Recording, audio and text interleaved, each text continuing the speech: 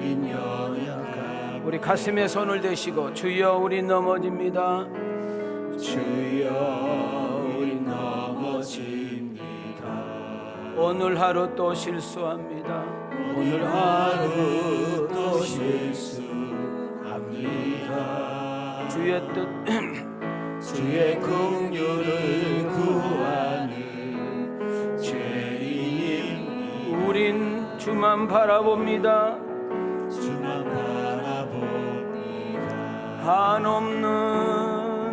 한없는 주님의 은혜 온 세상 위에 넘칩니다. 온 세상 위에 넘칩니다.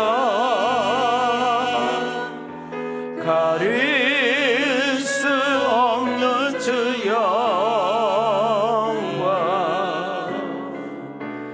온 땅 위에 충만합니다. 주님만 이기리오니 우린 그 길 따라갑니다. 우린 그 길 따라갑니다.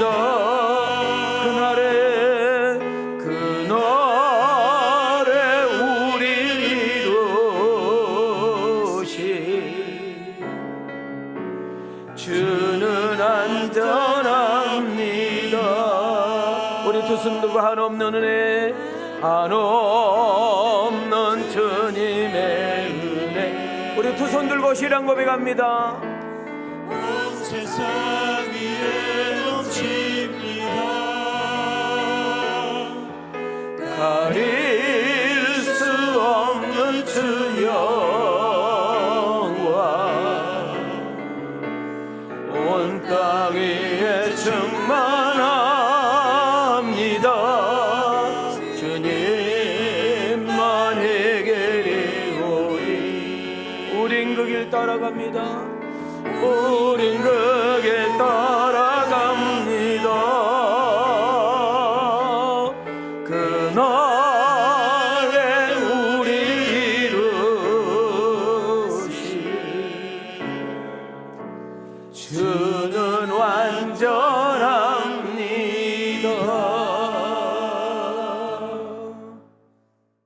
할렐루야. 어떻게 잘 계셨습니까?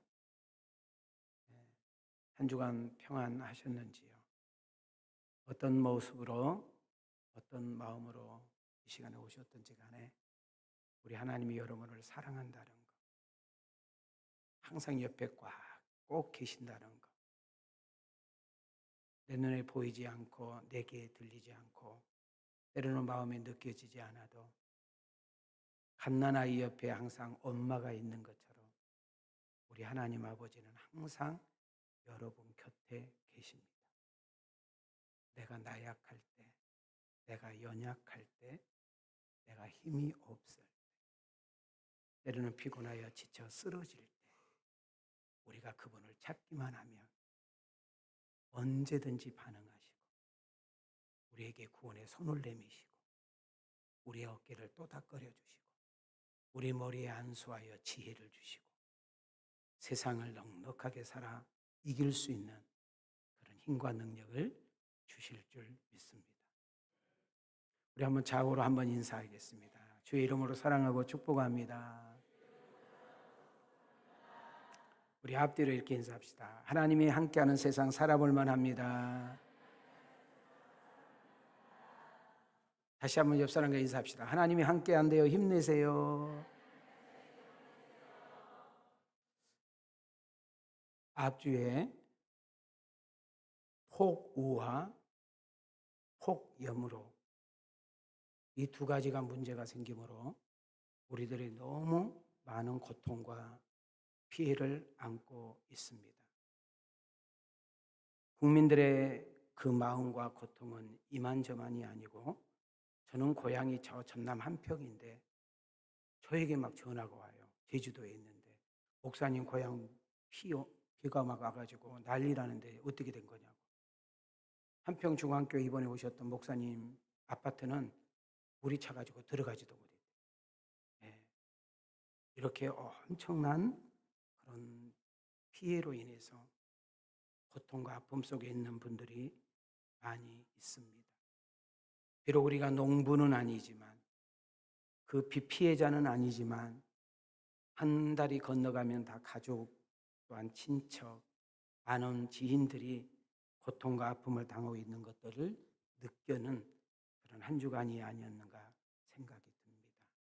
여러분, 어떤 모습으로 이 자리에 오셨습니까?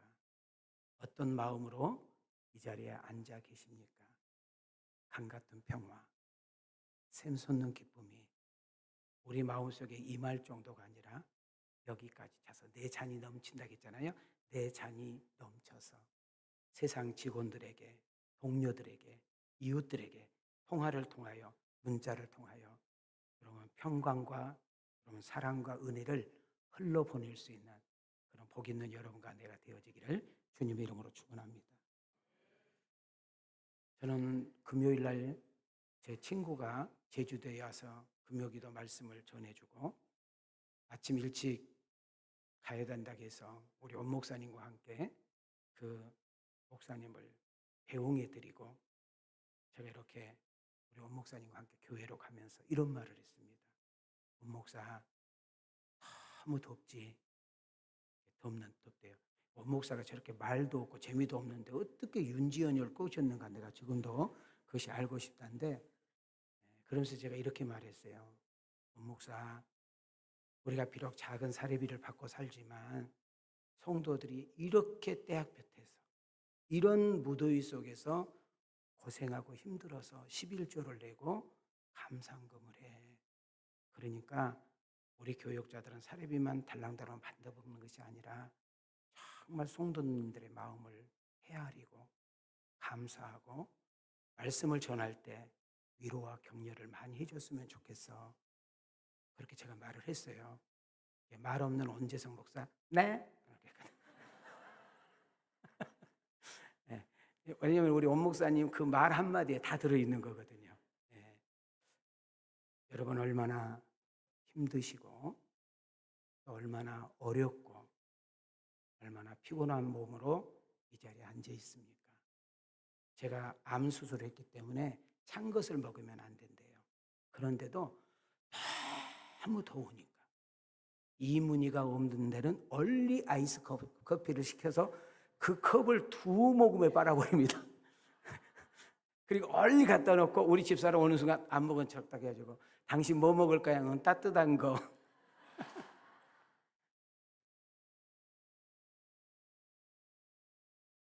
여러분 정말 더울 때는 뭐 시원한 거 뭐가 생각나는 거 있잖아요. 그럼 들어가면 잠깐 우리의 마음을 시원케 하잖아요. 오늘 성령님께서 여러분들 마음을 다 만져주시고 어깨를 또닥또닥 끓여준 중에 그렇구나, 하나님이 나를 사랑했구나, 그렇구나, 하나님이 나를 잊지 않으셨구나, 내가 요즘 믿음으로 못 살았는데 기도하는 것도 잃어버렸는데 자꾸 말로 투덜거렸는데 하나님이 기뻐하지는 말과 행동을 했는데 그래도 하나님은 나를 이 자리에 앉게 하셨구나. 그 하나님의 은혜가 여러분의 심령을 시원케 해드리는 그런 축복의 아침이 되어지기를 주님의 이름으로 축복합니다. 다시 한번 우리 인사해요. 시원한 은혜가 있기를 원합니다.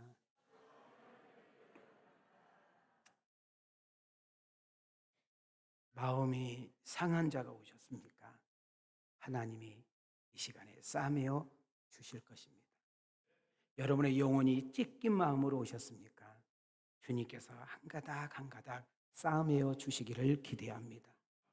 사람의 말로 여러분 인생의 어려움으로 혹시 넘어진 분이 계십니까? 오늘 예배 드리는 중에, 찬양 부르는 중에, 말씀 듣는 중에, 기도하는 중에 여러분을 일으켜 세움의 역사가 있기를 축복합니다. 미래가 불확실하여 두려움과 염려 속에 앉아있는 분이 계신다면 믿음이 커지고 평강이 여러분의 심령을 꽉 붙잡는 은혜가 있기를 소망합니다. 근심과 걱정이 내 마음의 평강과 여유를 빼앗아버린 분이 계신다면 오늘 시간에 하나님의 위로가, 하나님의 격려가, 하나님의 만지심이 여러분을 다시 한번 채움의 역사로 나타날 수 있기를 소망합니다. 여러분, 육체적인 병만의 문제가 아닙니다. 이번 주 금요일 날 설교를 했던 우리 그 친구 목사가, 박 목사, 나 아침에 좀 일찍 가야 돼. 왜? 그랬더니 내 동생이 감리교 목사인데 영등포 제1교회인가 담임 목사더라고요. 간암인데 암이 다 퍼져버렸어. 그래서 지금 항암 맞고 있는데 제주도에 있다 보니까 동생 만나러 나오기가 쉽지가 않대요. 그래서 내가 동생 공항에서 좀 보고 가려고 한다고. 그래서 일찍 좀 나를 데려달라고 그러더라고요. 여러분, 비단 육체적인 아픔만 있을까요? 마음의 아픔도 있을 것이고 정신적인 아픔도 있을 것이고, 오늘 이 시간에 그런 아픔으로 앉아 계신 분이 계신다면 우리 하나님이 이렇게 소개합니다. 나 여호와는 너희를 치료하는 이니라. 치유의 강선이 여러분의 아픈 부분을 도려내고 여러분 성령의 불로 태워버리고 여러분 깨끗하게 치유되어지는 은혜가 있기를 축복합니다. 가져온 문제가 있습니까? 해답이 보이지 않아서 어떻게 해야 될지 모르는 그런 불안감 속에 있는 분이 있으니까 하나님 말씀의 길을 쫑긋하게 세우시고 말씀을 들어보십시오. 그 말씀에 해답이 있는 줄 믿습니다. 우리 지금 대한민국은 경제 침체라는 숙제와 정치 불안이라는 그런 염려가 겹쳐 있는 이런 상황 속에 국민들의 마음이 솔직히 여유가 없습니다. 근심 걱정이 없는 사람이 없다 그 말입니다. 그런데 이번에 그냥 비가 올 정도가 아니라 폭우가 쏟아져서 여러분 너무나 많은 지역에 말할 수 없는 피해, 아마 이 근래에 가장 큰 피해가 컸다고 그렇습니다. 농부들의 속은 타들어갔을 것이고 공장이 잠긴 사장님은 다리를 동동 굴렸을 것이고 여러분 소가 수십 마리 수백 마리가 떠늘려가는 그 축사의 그 농부 마음은 아마 어떻게 했겠습니까? 수백 대 수천 대 차가 막 그냥 다 떠늘려가는 거 우리가 봤지 않습니까? 저는 그것을 제주도에서 이렇게 보면서 제가 이렇게 뉴스를 이렇게 보면서 무슨 생각이 들었냐면 참 약한 인간이구나. 우리 인간들이 참 연약한 인간들이구나. 폭우가 쏟아지니까 대통령을 비롯해 누구도 어떻게 해야 될 수 없구나. 수많은 인명피해와 재산과 많은 집들이 침수되는 것을 보면서 참 우리 인간은 나약한 존재고 참 부족한 사람들이구나. 여러분, 내가 인생이 힘들 때, 내 인생이 어려울 때, 내 인생이 답답할 때, 정말 앞길이 불안할 때, 정말 이 말 저 말 들려서 내가 어떻게 해야 될지 모르는 그런 상황 속에 내가 믿을 곳이 없다면, 의지할 곳이 없다면, 기댈 곳이 없다면 우리의 인생은 얼마나 비참하고 초라합니까? 그러나 부족함에도 불구하고, 연약함에도 불구하고 살려달라는 곳이 있습니다. 도와달라는 곳이 있습니다. 건져달라고 하는 곳이 있습니다. 제발요, 제발요 멈춰달라고 할 수 있는 분이 있다면 우리는 희망이 있지 않겠습니까? 그리고 우리가 손을 내밀어 구할 수 있는 곳이 있다면, 내 문제를 내려놓고 맡길 곳이 있다면 한번 살아볼 만하지 않겠습니까? 성경은 그분의 대상을 하나님 여호와라고 말한 줄 믿습니다. 저는 안식일을 맞이해서 시간마다 쏟아지는 그 뉴스를 보면서 그 물폭탄으로 인하여 그 많은 피해와 그 많은 인간의 생사의 그런 위기를 보면서 이 재앙이 정말 무섭구나, 이걸 다시금 깨닫게 됐습니다. 그러면서 뭘 하나 깨달은 줄 아십니까?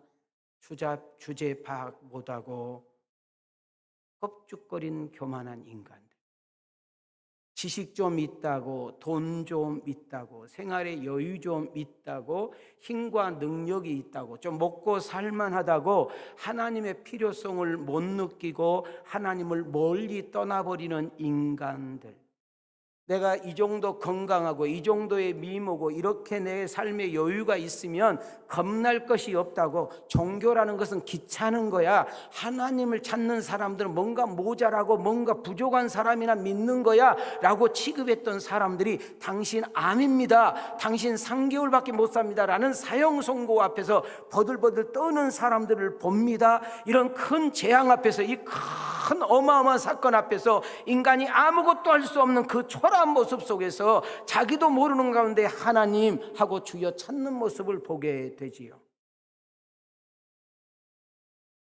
과학이 발달되고 의학이 엄청 발달되고 AI가 지금 세계를 끌고 간다고 큰 소리치고 있습니다. 그럼에도 불구하고 하나님은 우리 인간에게 세 가지 비밀, 그 누구도 알 수 없는 세 가지 비밀을 우리에게 허락하사 하나님을 믿을 수밖에 없는, 하나님을 찾을 수밖에 없는, 하나님께 기댈 수밖에 없는, 하나님께 나올 수밖에 없는 세 가지 비밀이 뭡니까? 환난이 비밀이다. 따라합시다. 환난이 비밀이다. 뭐가 환난입니까? 건강했던 사람이 질병으로, 잘 나갔던 가정에 어려움이 있고, 잘된 회사가 여러분 삐끄덕거리고, 그렇게 형통했던 인생에 쭈그러들고 망한 것을 보면서 여러분 실패라는 거, 홍수라는 거, 기근이라는 거, 전쟁이라는 거, 여러분 인생의 어떤 그렇게 금실 좋았던 가정이 헤어지는 이런 사건이 터졌을 때, 그렇게 좋은 가정이, 그렇게 좋은 가게가, 그렇게 좋은 회사가 하루아침에 무너지며 여러 가지 이런 변수가 뭐예요? 우리는 환난이라고 그래요. 여러분 환난을 알고 있는 사람 있습니까? 없어요. 우리는 환난의 때와 그 장소와 종류를 몰라요. 그래서 우리는 두려워하고 염려하게 된 것입니다. 하나님은 이 환난을 비밀로 두었다는 거예요. 더 나아가서 여러분, 죽음이라는 것을 여러분 압니까? 나는 몇 살에 어느 장소에서 무엇 하다가 어떻게 죽을지 아는 사람 있어요? 아무도 없어요. 그래서 죽음이 비밀인 거예요. 더 나아가서 우리 주님이 감람산에서 승천하시면서 500명 신도들 앞에 이렇게 말을 했어요. 너희들이 나를 올라가는 것을 본 것처럼 내가 그대로 다시 내려오리라. 예수님의 재림, 이 세상의 종말과 심판이 비밀인 것입니다. 우리가 연약하기 때문에, 부족하기 때문에, 모자라기 때문에, 뭔가 막 답답하기 때문에, 막 미처 환장하기 때문에 우리는 무당을 찾아가고 점쟁이를 찾아가서 점을 봐요. 여러분 우리 교회 와서도 정말 그 유명한 작두탄 무당들이 간증했잖아요. 여러분 무당들이 귀신에게 딱 사로잡히면 과거를 기가 막히게 알아. 과거 몇 개를 딱 앉아 딱 울과매는 거예요. 여러분 미래는 오직 하나님만이 주관하기 때문에 귀신 따위가, 무당 따위가, 점쟁이 따위가 알 수가 없는 거예요. 오늘 이 시간에 혹시라도 사업이, 자식 문제, 부부 문제 등등으로 인해 가지고 내가 집사장로 권사가 돼 가지고 여러분 무당지, 여러분 점쟁이 다니는 사람들이 있으면 정말 회개하셔야 돼요. 자, 하나님 말씀, 우리가 가지고 있는 이 성경이 하나님 말씀이라고 믿어지면 아멘 해봐요. 그럼 우리 성경에서 확인 들어가요. 띄워줘봐요. 시작. 그러나 그날과 그때는 아무도 모르나니 하늘의 천사들도 아들도 모르고 오직 아버지만 아시느니라. 여러분 이단 사이비들 막 가짜들이 막 염소 이런 이야기를 하는데, 옛날에 다미선교 이장님이라는 분이 10월 28일 날 온다고 해가지고 막 난리 났었잖아요. 뉴스에 막 생중계를 했잖아요. 생중계. 여러분 주님이 다시 오시는 그 날과 그때는 안 돼요? 저기서 안 돼 모른대. 그건 오직 누가 주관한대?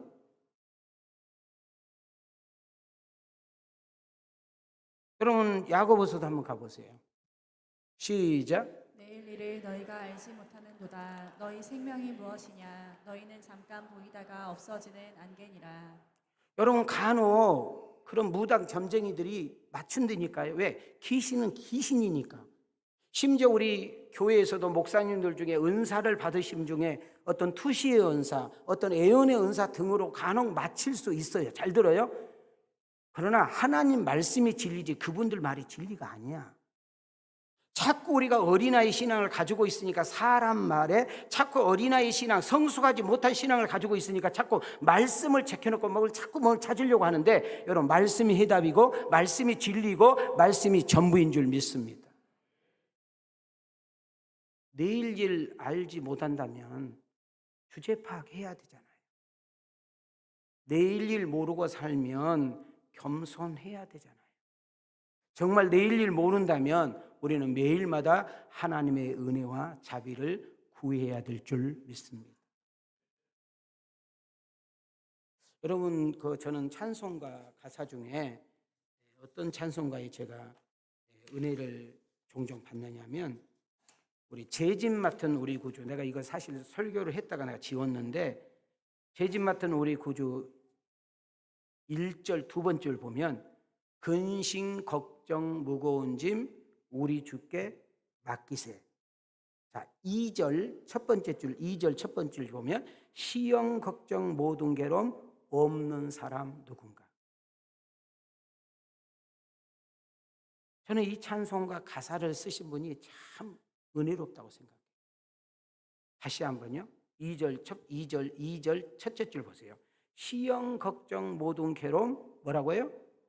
없는 사람 누군가. 두 번째 줄 보세요. 부질없이 뭐하지 말고 뭐하세? 여러분, 그 다음 주 안에 있는 나에게라는 370장에 보면 2절 보세요. 2절 함께 읽어볼래요? 시작.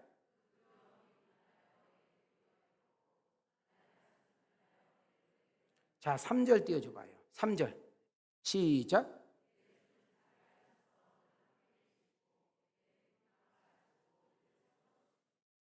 여러분, 찬송과 이 가사에 해답이 있잖아요. 여기 지금 제가 설교하고 있는 저도, 오늘 앉아있는 여러분들도 근심 걱정 없는 사람 누구냐 그 말이에요.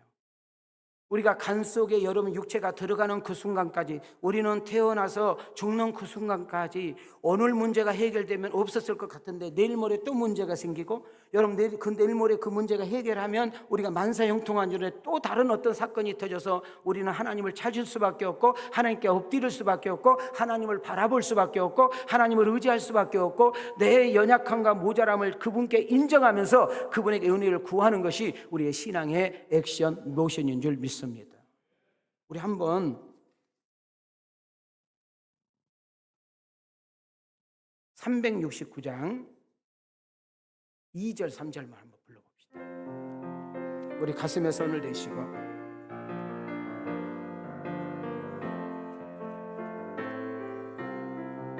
시험 걱정 모든 괴로움 시험 걱정 모든 괴로움 없는 사람 누군가. 부질없이 낙심 말고 부질없이 낙심 말고 기도 드려야겠세. 이런 진실하신 친구, 이런 진실하신 친구 찾아볼 수 있을까? 우리 약함하시오니 어찌 아니하리까.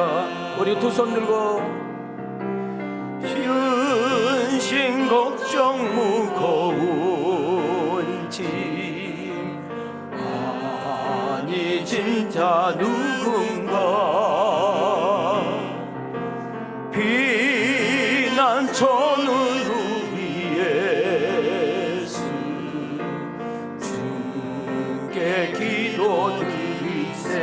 세상 친구 멸시하고 세상 친구 멸시하고 나를 조롱하여도 예수 품에 안기어서 참내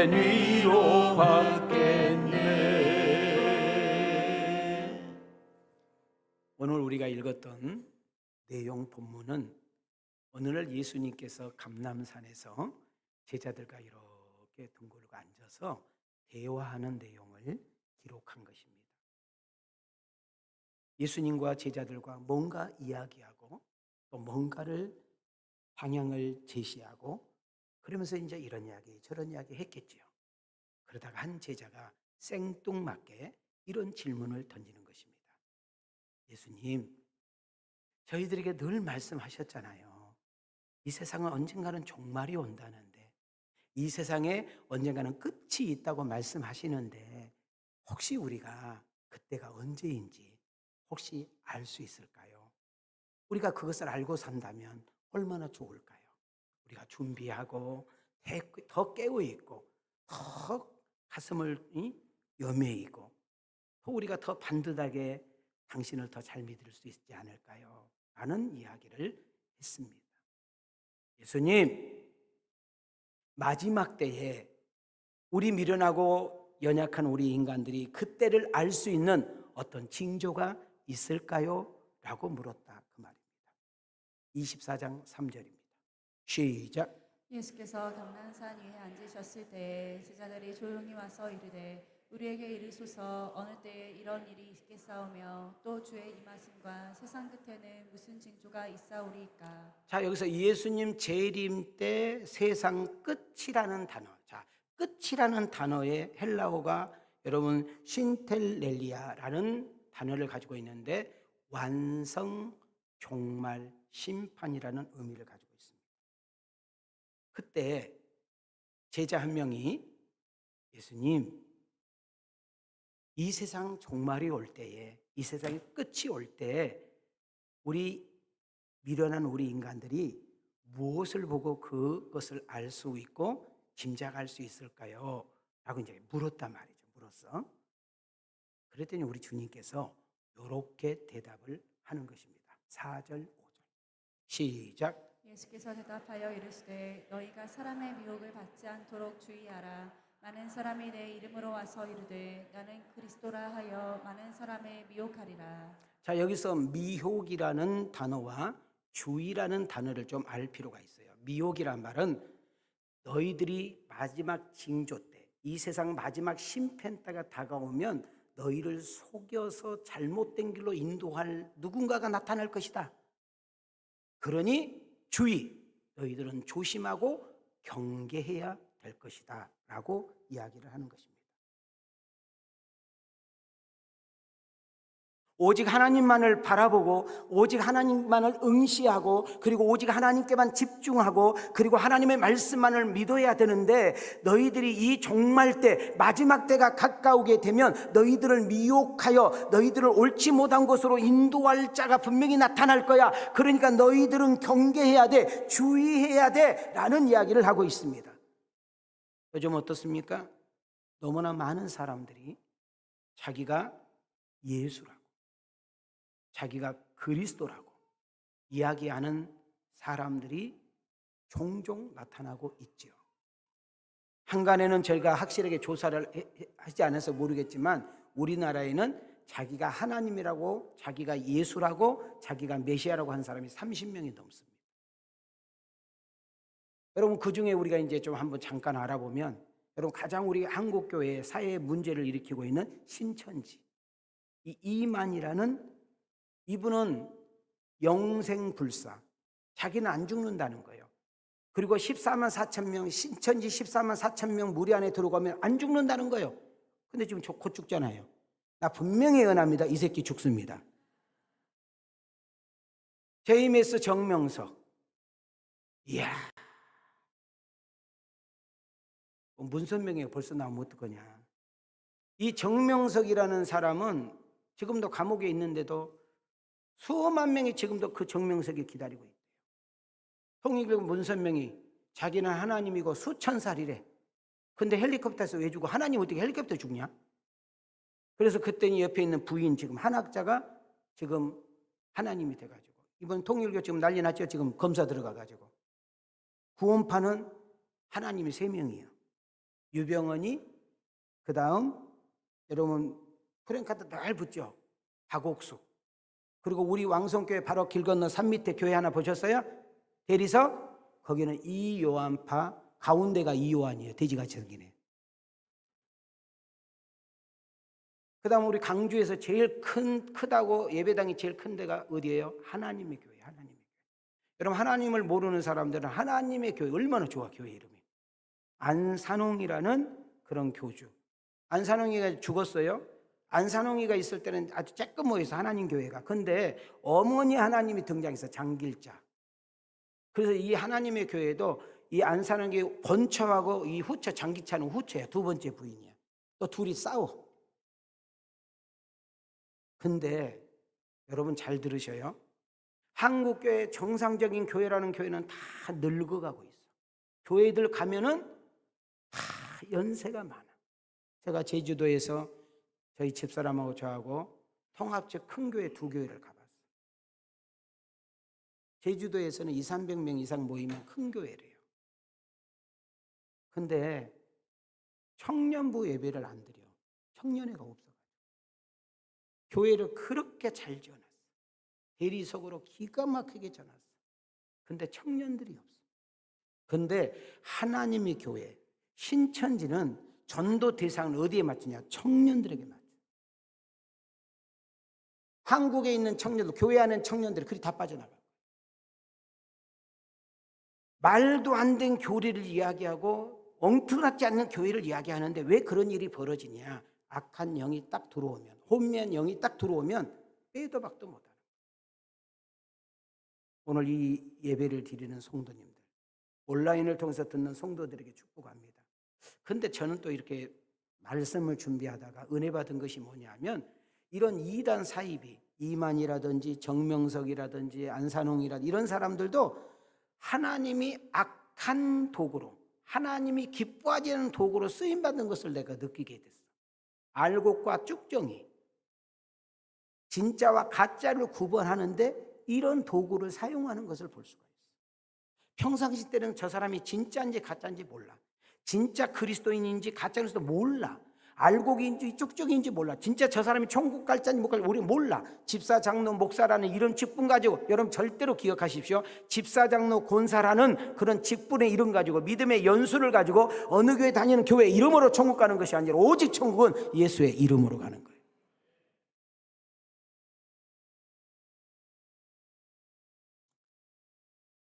그러면서 그래, 너희들이 그렇게 궁금하고 너희들이 그렇게 알고 싶으면 내가 조금 열어줄게 하면서 한 이야기가 6절 7절입니다. 6절 7절. 자, 함께 읽습니다. 시작. 난리와 난리 소문을 듣겠으나 너희는 삼가 두려워하지 말라. 이런 일이 있어야 하되 아직 끝은 아니니라. 민족이 민족을, 나라가 나라를 대적하여 일어나겠고 곳곳에 기근과 지진이 있으리니. 우리는 지금 전 세계에서 일어나고 있는 난리와 난리, 소문들을 우리는 직접 듣고 눈으로 보고 있습니다.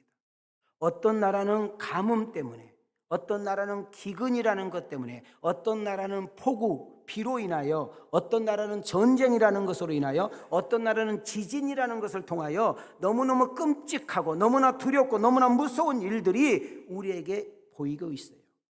지금 전쟁이 곳곳에 이루어져서 이제는 캄보디아하고 이제는 태국까지 또 전쟁이 붙어가지고 지금 전 세계가 지금 공포에 떨고 있습니다.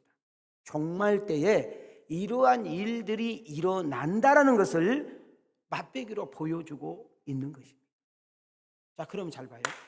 그 끝부분에 가서 뭐라고 그래요? 그런다 해서 기근이 있다 해서 지진이 있다 해서 가뭄이 있다 해서 폭우가 있다 해서 전쟁이 터진다 해서 세상의 종말 끝은 아직 아니니라 라고 이야기를 하면서 9절 말씀으로 가겠습니다. 시작. 그때 사람들이 너희를 환난에 넘겨주겠으며 너희를 죽이리니 너희가 내 이름 때문에 모든 민족에게 미움을 받으리라. 여러분, 진짜 예수 믿으면 바른 신앙생활 한번 해보려고 하면, 주님 뜻대로 살려고 하면 쉽지는 않습니다. 그냥 교회만 대충 다니고 종교인으로 다니고 그냥 종교가 뭐예요? 나 교회 다녀요 정도 다니면 핍박도 받을 것 없어. 그러나 진짜 내가 한번 믿음 생활 해봐야 되겠다. 정말 내가 예수 그리스도가 나의 인생의 구주가 돼야 되겠다라고 하면 세상살이 딱 나가다 보면 술 문제도 걸리고 거짓말도 걸리고 불법도 걸리고 내가 예수 안 믿으면 막 불법 행할 건데 거짓말 할 건데 막 마음대로 살 텐데 내가 그래도 조금이라는 신앙이라는 양심이 내 안에 딱 있다 보면 그것과 싸우게 되는 거잖아요. 진실과 거짓이, 악과 선이, 어둠과 빛이 싸우게 되는 거잖아요. 그럴 때 내 믿음이 커지고 내가 성령이 충만할 때 그것을 이길 정도가 아니라 거뜬히 이기는 역사가 일어날 줄 믿습니다. 그런데 우리가 예수를 믿는다고 하다 보면 회사에서 또 믿지 않는 시집 처가 쪽에서 또 동창들 크고 작은 동무에서 내가 믿는 것 때문에 때로는 왕따를 당하고 믿는 것 때문에 조롱이 되고 또한 믿는 것 때문에 뭔가 말수가 나올 수도 있는 거예요. 그런데 우리는 여기서 착각과 오해에 빠지면 안 돼. 내가 말을 실수하고 내 행동이 바르지 못하고 내 인생이 옳지 못하고 내가 뭔가 실수하고 그릇돼 가지고 누구에게 비아냥을 당하고 욕을 얻어먹고 무시를 당하고 왕따를 당한 것은 철저히 회개해야 돼.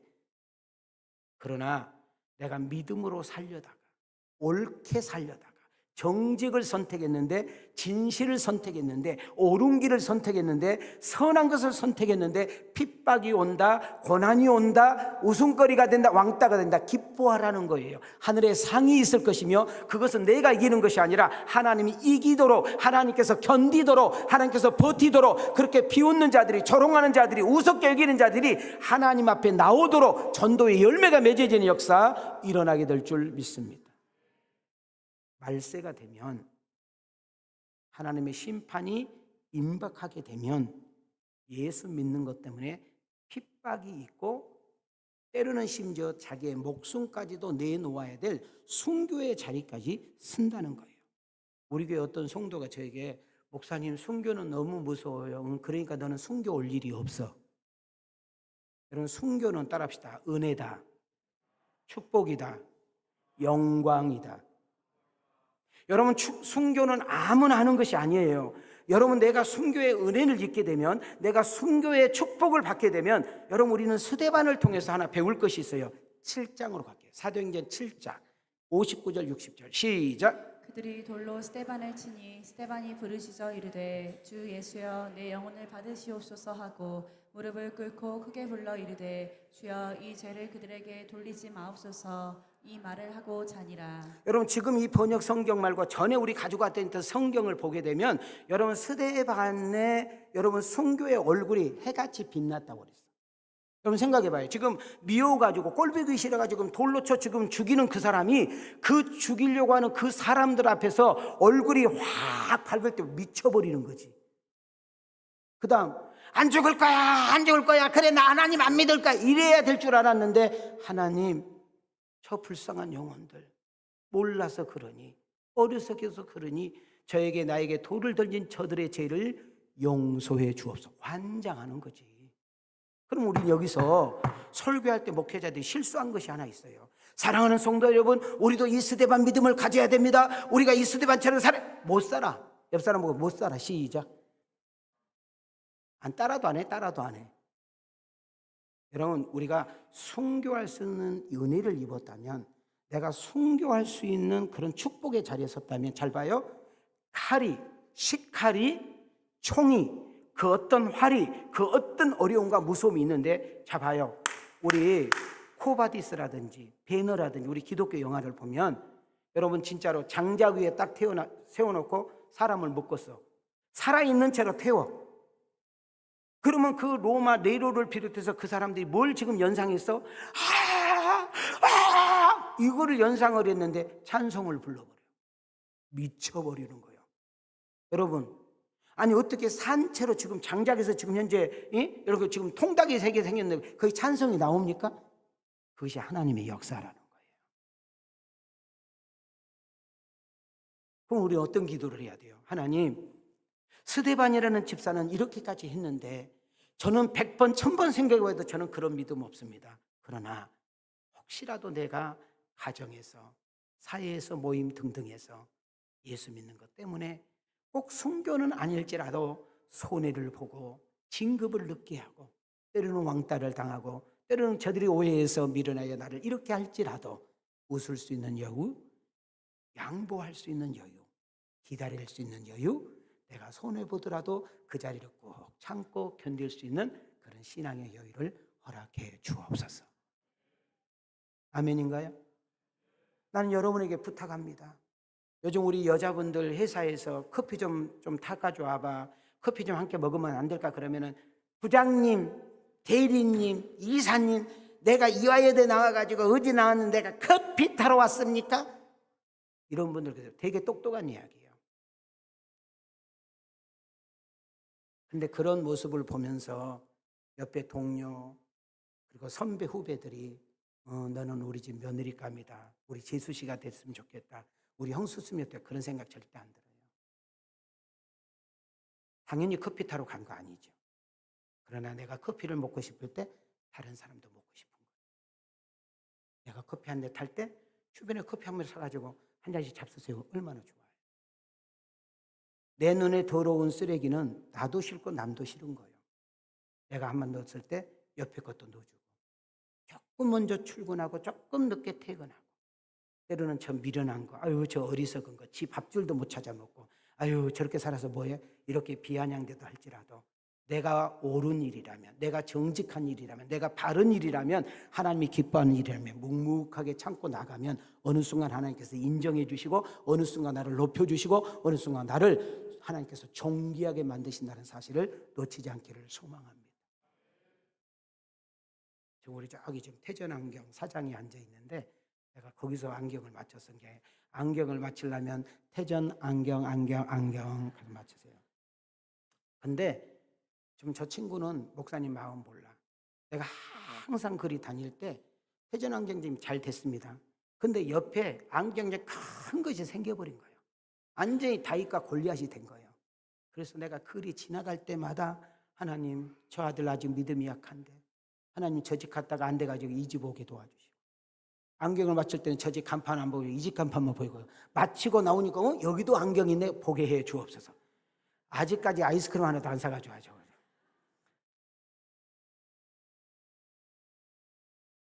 지금 담임 목사 메시지 기밥하고 오셨죠? 들리지요? 여러분 잡아봐요. 우리 오늘 지금 어떤 자매님 여기 앉아 있는데, 우리 여기 학교 종사하는 어떤 목사님이 저에게 그래요. 박 목사님, 내가 이 학교가 어려워서 어떤 이렇게 무슨 일을 좀 프로젝트를 하고 있는데, 우리 교회를 좀 다녔던 자매가 자기 직원으로 왔다는 거예요.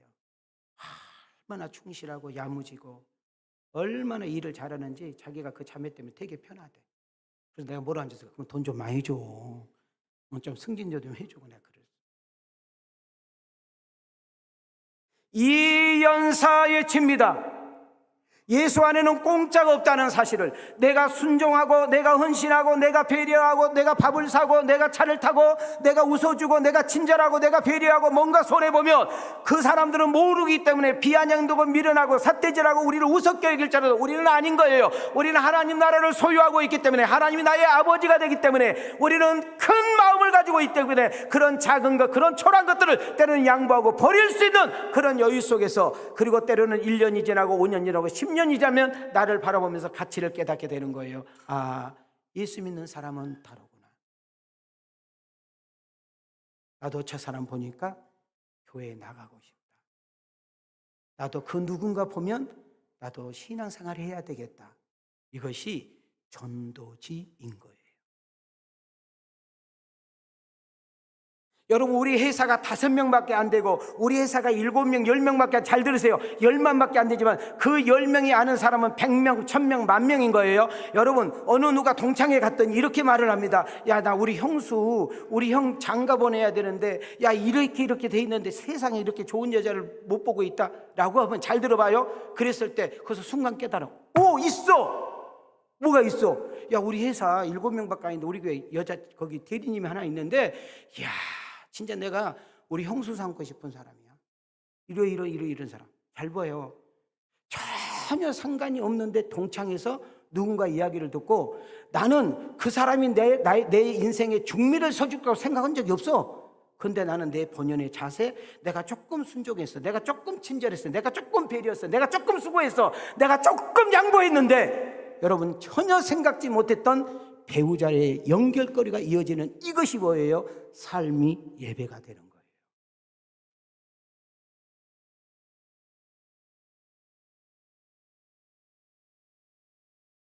우리 한번 가슴에 손을 대봐요.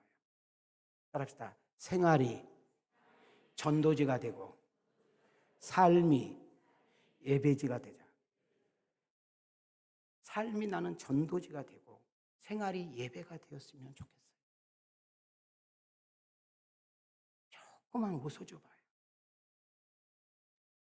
여러분 술집에서 술을 따시고 몸을 이렇게 이용해서 먹고 사는 사람은 그렇게 남자 주머니를 털라고 막 웃는데, 우리 예수님을 가지고 있는 사람으로서 하나님 나라를 소유하고 있는 그 어마어마한 사람으로서 우리가 따뜻한 미소를 가지고 웃어줄 때 거기는 모든 것이 역사가 이루어질 줄 믿습니다. 제가 너무 속상한 이야기를 한마디 할게요. 저희 교회 한 6, 7개월 정도 나오신 분이에요. 제가 여러분에게 창피하고 또 그분이 이 설교를 들을 수도 있으니까 내가 말은 못하겠는데, 제가 평신도가 그랬다면, 그냥 교회 집사 정도 분이 그랬다면 저는 100번, 1000번 이해를 해요.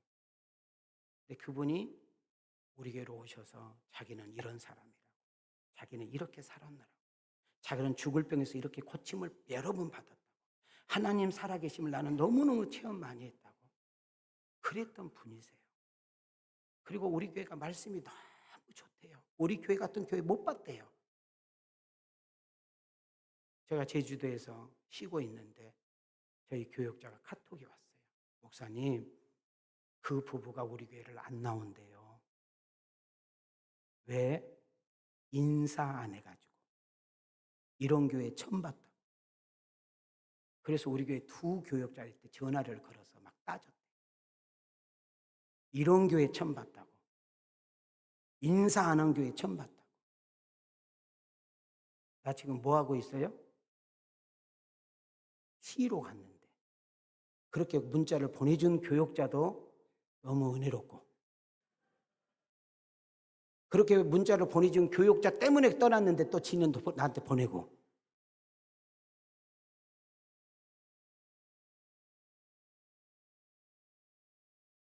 요지는 그래요. 우리 교역자들이 자기한테 인사를 안 했대요. 그래서 기분 나빠서 교회 간대요. 제가요 그 문자를 보고 너무 속상했어. 그분이 간 것이 속상한 것이 아니라 우리 교역자들이 참 착하거든요. 나는 우리 교역자들처럼 착한 사람 없어. 인사를 좀 안 해서 그래. 그건 확실해. 그런데 그분이 평신도가 아니라니까. 자기는 하나님은 살아계신다고, 하나님은 자기만 사랑한다고, 하나님은 나를 죽을 병에서 고쳐주셨다고, 나는 이런 사람, 이랬던 막 그랬던 사람. 그래서 그래, 그러면 한번 간증 한번 해보세요. 간증도 예약까지 해놓은 사람이요. 근데 교역자에게 전화를 걸어서 이런 교회 처음 봤다고, 당신들이 어떤 사람인데 인사를 안 하냐고 그렇게 따졌다는 거예요.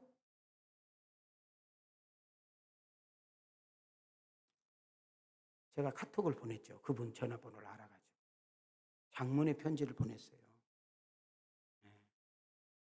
죄송하다고, 인사 안 해서 죄송하다고, 큰 잘못했다고, 다른 데 가서는 인사 잘 받으시라고.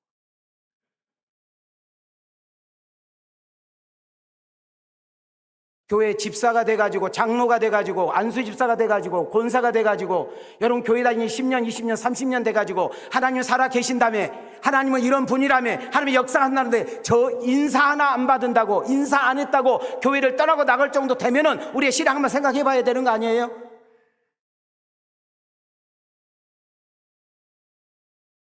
여러분, 담임 목사가 제일 많이 하는 이야기가 무슨 이야기예요? 교회 안에서 예수 믿지 말라는 거잖아요. 여러분에게 나는 부탁합니다. 교회에서 열심히 봉사하고 교회에서 열심히 헌신하고 막 교회에서 열심히 기도하고 정말 좋아요. 그런 분이 있기 때문에 교회가 돌아가고 이런 분들이 있기 때문에 교회가 세워진 거 너무너무 감사해요. 그러나 중요한 거 하나가 있어요. 여러분이 그렇게 하는 모습이 가정에서, 그렇게 사는 모습이 여러분 배우자에게, 그렇게 사는 모습이 여러분 자녀들에게, 그렇게 사는 모습이 믿지 않는 친구, 동료, 동우들에게 여러분의 헌신과 여러분의 수고와 여러분의 그 눈물과 여러분의 작은 배려를 통하여 여러분 예수가 증거되고 예수가 나타나는 그런 역사가 일어나야 된다, 그 말이에요. 저는 방위병 출신이에요. 그래서 우리 집사람이 교회 등록하면 꼭 남자한테 물어보는 것이 있어요. 군대는 갔다 오셨죠? 나는 그거 왜 물어본지 모르겠어요. 저는 방위병을 나왔는데 방위병도 예비군 훈련을 받아요. 근데 한 번은 저를 찾아왔어. 목사님은 예비군 훈련 안 받아도 되니까 안 와도 된다고. 아니라고, 나 간다고. 그래가지고 내가 예비군 봉훈 훈련을 들어갔어요. 저 장원에 7군단이라고 있어요. 7군단. 그래가지고 우리 한 3, 40명 막사에다 넣어놓고 거기서 자고 한 3박 4일 있잖아요. 근데 내가 목회자라 핫도 치는 데 가서 있을 수도 없고, 내기 장비하는 데도 있을 수도 없고, 또 한쪽 무리에서는 한송 여자 이야기 막 바람핀 이야기 하는데 거기 앉아 있을 수도 없고. 그래서 제가 할 수 있는 것이 뭐냐면 그냥 청소했어요. 청소. 그리고 물 떠가지고 오는 데가 좀 멀어. 그래서 물 떠다가 놓고, 저는 2가지만 잘했어요. 청소하고 물 떠넣었더니 군단장 상주대. 나 이래봬도 방위병인데 군단장 별 3개 상 받은 사람이요. 제가 무슨 말을, 지금 무슨 말 이해가 돼요? 제가 그분이 떠난 것을 이야기하는 것이 아니라 하나님 만났다며요. 하나님 살아계심을 체험했다며요. 죽을 병에서 고쳤다며요. 하나님이 얼마나 무서운지 안돼요. 근데 인사 안 했다고 교회 갑니까? 내가 먼저 인사하면은 목이 끊어져 버려?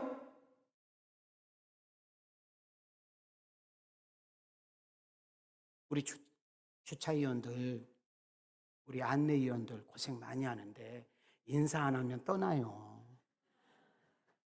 인사 좀 하세요. 이 연사 예측해요.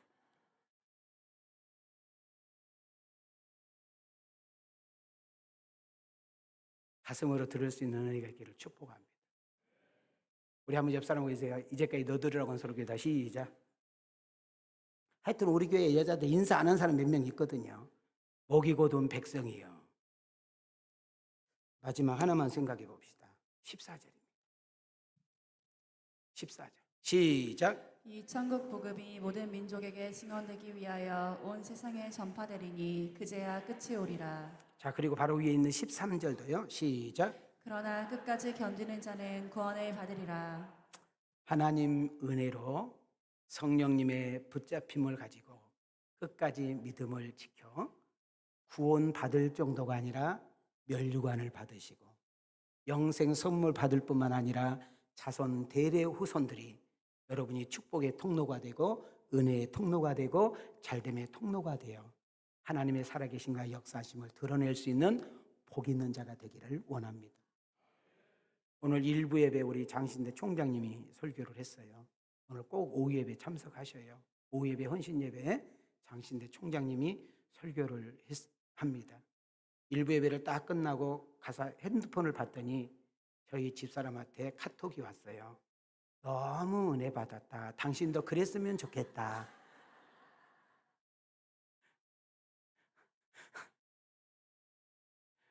곧 이혼도장 찍겠습니다.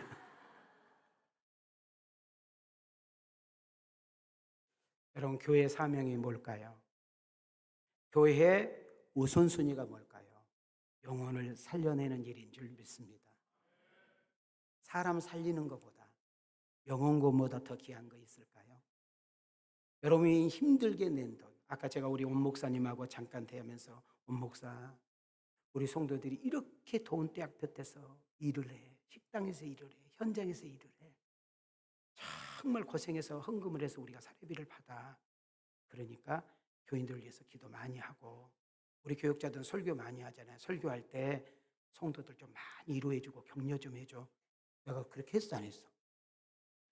또 말을 안 하고,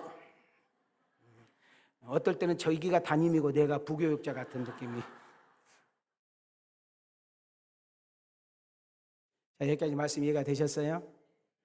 말씀을 마치려고 합니다. 영혼 구원에 이웃 사랑하는 일에 정말 여러분이 힘들게 낸 그 돈을 가지고 고아, 가부, 독거노인, 강도 만난 자, 비전이 있는 자들에게 장학금을 주는 이 일에 우리가 쓰임을 받는 여러분과 내가 되어지기를 축복합니다. 우리 가슴에 손을 댑시다. 은혜 없이는 안 됩니다. 옆 사람 보고 은혜 없이는 안 됩니다. 우리 세상에 살면서 삶이 예배가 되고 생활이 전도지가 되어 말세지 말에 하나님의 이름을 높이고 찬양하는 복 있는 여러분과 내가 되기를 원하고, 가정에서, 직장에서, 삶의 현장에서 여러분이 행복자라고 고백하고, 여러분의 그 얼굴 그리고 눈매 하나, 여러분 말하는 그 말씨 하나에서도 예수가 나타나고 증거되어지는 그런 복 있는, 그래서 그리스도의 삶이 예수가 나타나는 그런 복 있는 여러분과 내가 되어지기를 주님의 이름으로 축원합니다. 주님의 이름으로 축복합니다. 영광 돌리게 하옵소서.